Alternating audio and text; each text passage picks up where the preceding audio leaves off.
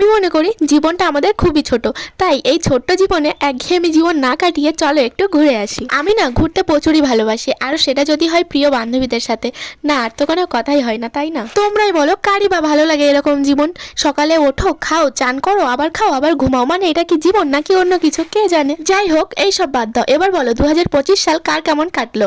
এবার 2026 সালে কিছু কিছু মানুষদের কাছ থেকে মাস নেওয়ার জন্য সবাই রেডি তো? আমি তো পুরো রেডি। তাই আর কি ভাবলাম, এটা যখন 2025 সালে লাস্ট মাস, চলো একটু বেশি বেশি করেই ওরা যাক। তোমরা ওরো আমার মতো, কিন্তু তোমাদের উঠতে দেখে কিছু মানুষ আবার ডানা ছাড়তে চাইবে। তোমরা যেন তাদের কথায় থেমে যেও না, সামনের দিকে এগিয়ে চলো, দেখবে তোমাদের লক্ষ্যে তোমরা ঠিকই পৌঁছে যাবে। সত্যিই আমাদের জীবনটা অনেকটাই ছোট, তাই 2025 সালে কে কেমন কষ্ট দিল, কে কটা বাঁশ দিল, কে কেমন ভাবে বিশ্বাস ভাঙলো, এইসবগুলো ভেবে 2026 সালটা যেন নষ্ট করো না। ঘুরো ঘুরো, খেলাধুলো, হাসি আনন্দ এইসবের মধ্যে থাকো, দেখবা ছোট ছোট প্রবলেম গুলো কোথায় চলে যাবে বুঝতেও পারবো না। সত্যি বলছি, 2023, 24, 25 অনেক শিক্ষা পেয়েছি। এবার আমিও চাই জীবনটা একটু অন্যরকম হোক। যাই হোক, বাদ দাও, এই ছোট ছোট মুখে অনেক বড় বড় কথা বলে ফেলেছি, so don't mind. Okay, thanks for watching guys.